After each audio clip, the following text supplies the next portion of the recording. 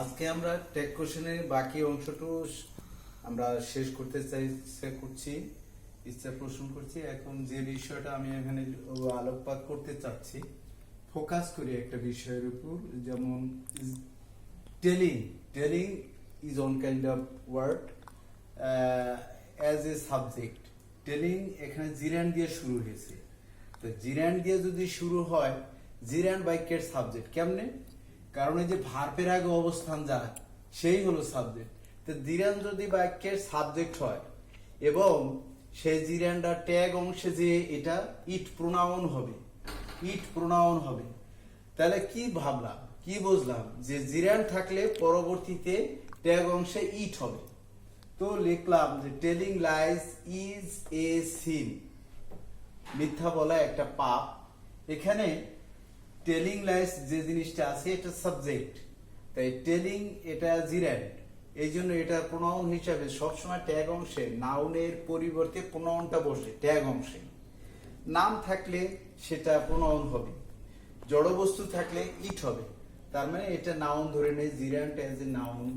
তো এখানে প্রোনাউন হিসাবে ইট আসবে শুধু, তাই telling lies is a sin isn't it লিখতে হবে। এবার পরবর্তী বিষয়টা আমি একটু ফোকাস করি, টুটেলটা হলো ইনফিনিটিভ কাকে বলবো? ভার্বের আগে টু অবস্থান করে ভার্বের রূপটা ইনটেক রাখে, নট টু বি চেঞ্জড, কোনো পরিবর্তন আসবে না। ভার্বের বেস ফর্মটা আসবে, ভার্বের প্রেজেন্ট ফর্মটা আসবে, টু প্লাস ভার্বের প্রেজেন্ট ফর্ম, সেটাই ইনফিনিটিভ। তো ইনফিনিটিভ অ্যাজ এ সাবজেক্ট, এরকম ইনফিনিটিভও যদি সাবজেক্ট হয় তাহলেও এই ট্যাগ অংশে যে ইট হবে, তাহলে to tell a lie is a sin isn't it হলো। পরবর্তীতে আবার একটা বিষয় যে টু বি টোল্ড, কেন টু টেল লিখলাম আর আবার টু বি টোল্ড কেন লিখলাম? হ্যাঁ, আমরা জানি have, has, had, having, being, to be, to have, তারপর গেট গট থাকলে পরে যে ভার্বটা থাকে তার পাস্ট পার্টিসিপল করতে হয়। সেই আলোকে এটা টোল্ড করলাম, টেল ছিল টোল্ড হলো, to be told a lie is a sin. ঠিক এইরকমই অবস্থান হলো যে জিরান্ডে যেমন প্রোনাউন হিসাবে ট্যাগ অংশে ইট হলো, আবার ইনফিনিটিভ ট্যাগ অংশে এখানে যে ইট হলো, আবার টু বি এটাও প্যাসিভ অর্থ হলো, পরে ট্যাগ অংশে যে এটা প্রোনাউন ইট দিলাম। এবার আরেকটি বিষয় হাইলাইট আমি করি, একটু লক্ষ্য করার জন্য বলছি। এই যে একটা জিরান্ড মানে টেলিং, এটা জিরান্ডের পূর্বে দি এবং পরে আপ অফ দিলে এর নাম হয় verbal noun.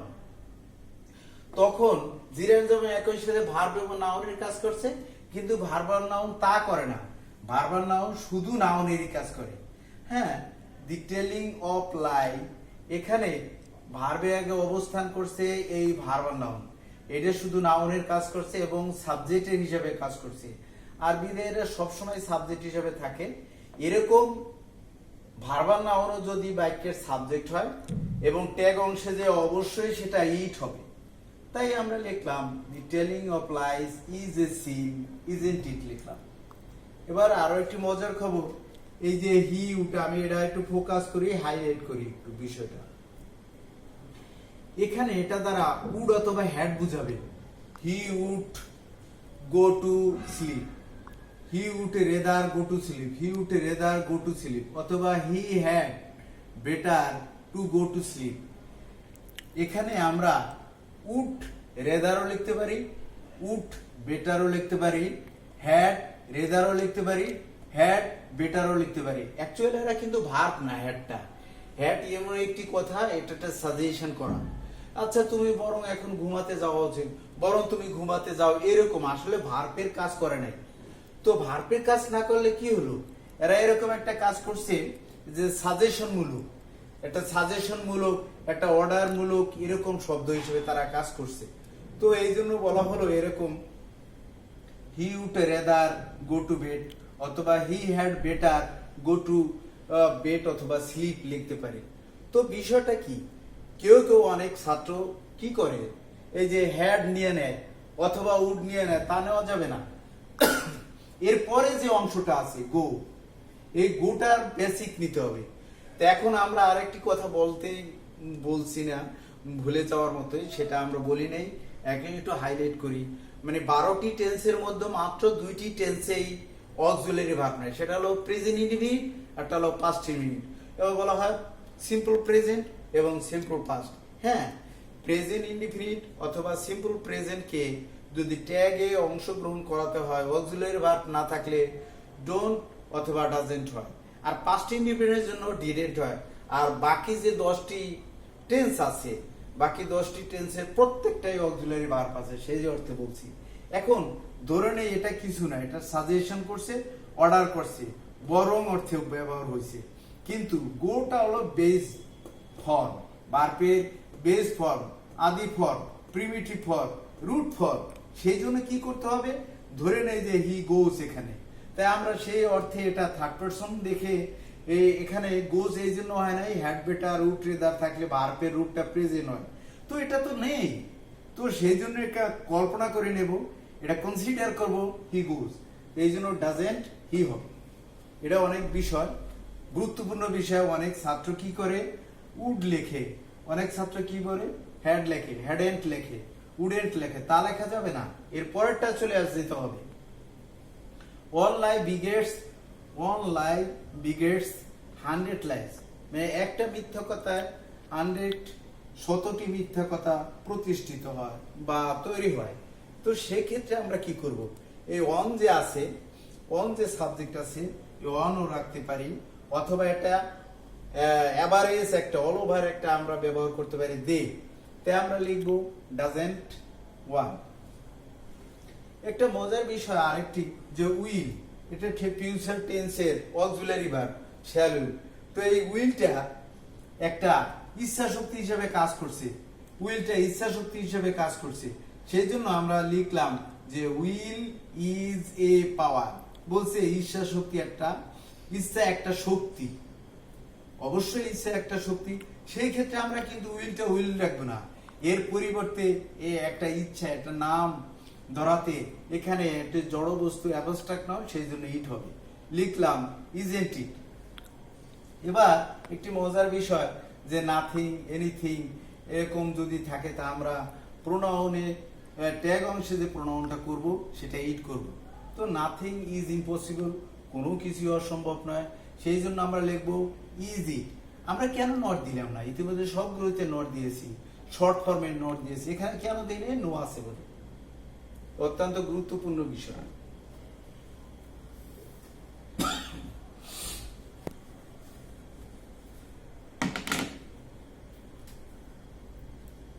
I comes from India.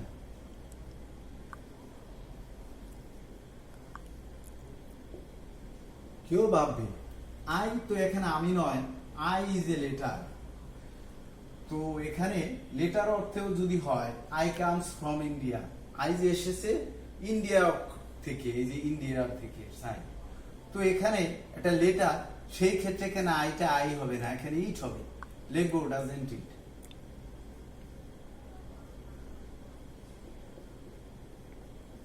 এরকম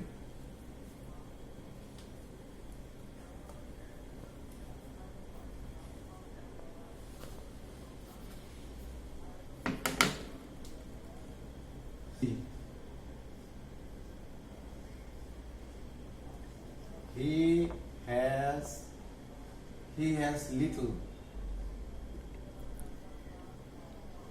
knowledge.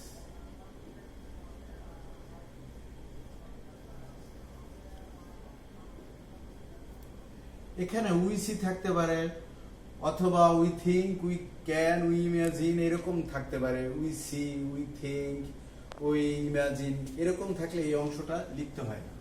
তো এটা না ধরে আমরা পরবর্তীটা করব। তো পরবর্তীতে হি হ্যাজ লিটল নলেজ অথবা আইডিয়া, একটা বিষয় আমরা হ্যাজ নিয়ে নিলাম, এরপর নট নেওয়ার কথা কিন্তু নেব না, এই কারণে যদি ফিউ থাকে অথবা লিটল থাকে, this is the sign of negative, একে কনসিডার করতে হবে নেগেটিভ হিসেবে, সেই ক্ষেত্রে আমরা লিখবো has he. Okay.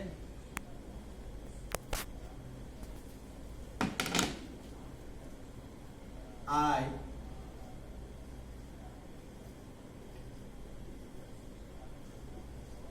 Need a pen. এখন একটা বিষয়, এই যে নিড বেস ভার্ব, মূল ভার্ব, এখন এর মধ্যে কোনো অক্সিলারি ভার্ব নাই, এখানে বেস বা মূল ভার্ব হিসেবে কাজ করেছে। সেই জন্য এখান থেকে আবিষ্কার করতে হবে, এখান থেকে তৈরি করতে হবে, সৃষ্টি করতে হবে ডু। দেখবো don't, don't I, he needs, he needs to do. এখানে কি আসবে? এখানে এটা অক্সিলারি হিসেবে আসছে, আর বেস ভার্বের সাথে এখানে এসিএস আছে, সেই জন্য এখানে ডাজেন্ট লিখতে হবে। Doesn't he.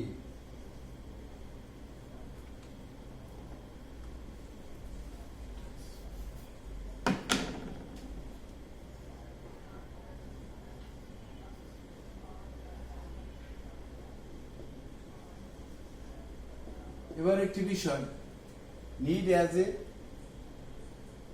An auxiliary verb. এখন নোটের আগে যে থাকবে তাকে আমরা অবশ্যই অক্সিলারি ভার্ব হিসেবে কনসিডার করে নিতে হবে, সেই জন্য আমরা লিখবো need he.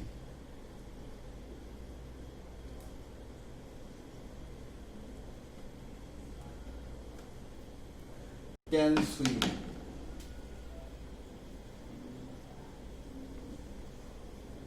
Can.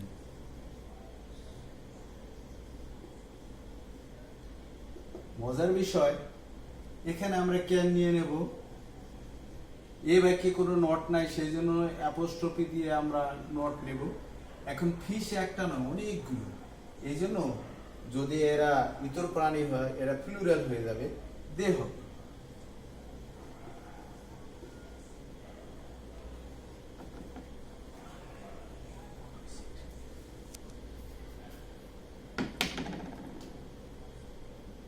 So plan before you proceed.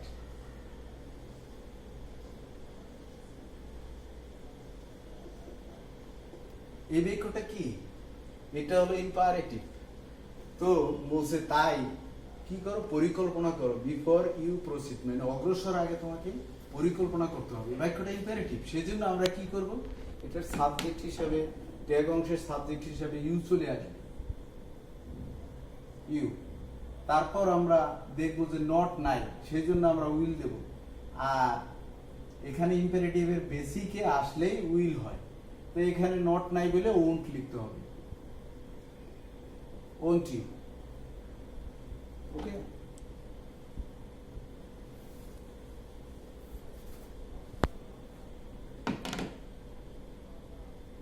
তারপর he went, we stand, we stood up। এখন এখানে লেখা আছে এই যে when যখন সে গেল, এটা হলো সাবঅর্ডিনেট ক্লজ। এই সাবঅর্ডিনেট ক্লজ এটা হলো প্রিন্সিপাল ক্লজ। তো সাবঅর্ডিনেট ক্লজ কখনো ট্যাগে অংশগ্রহণ করবে না, প্রিন্সিপাল ক্লজটি করবে। তো প্রিন্সিপাল ক্লজ যদি ট্যাগে অংশগ্রহণ করে তাহলে এই বাক্যটা আছে পাস্ট টেন্স, সেই জন্য আমরা লিখব কি ডিড। নট নাই বলে শর্ট ফর্মে নট ইউজ করব, ডিডন্ট, উই। কি শিখলাম তাহলে? যে সাবঅর্ডিনেট ক্লজ কখনো ট্যাগে অংশগ্রহণ করবে না, প্রিন্সিপাল ক্লজটা ট্যাগে অংশগ্রহণ করবে। তো এখানে পাস্ট টেন্স আছে বলে এখানে ডিডন্ট লিখলাম, তারপর সাবজেক্ট উই ব্যবহার করলাম। প্রোনাউন আর নাউন থাকলে প্রোনাউন, এটাই শেষ নাকি? He had to take medicine. He had to take tea. ভালো কথা, এই হ্যাড আছে নিতে পারি, অথবা ডিড এন্ড লিখতে পারি। তো লিখবো এখানে hadn't থ্যাংক ইউ, আজকে এই পর্যন্তই।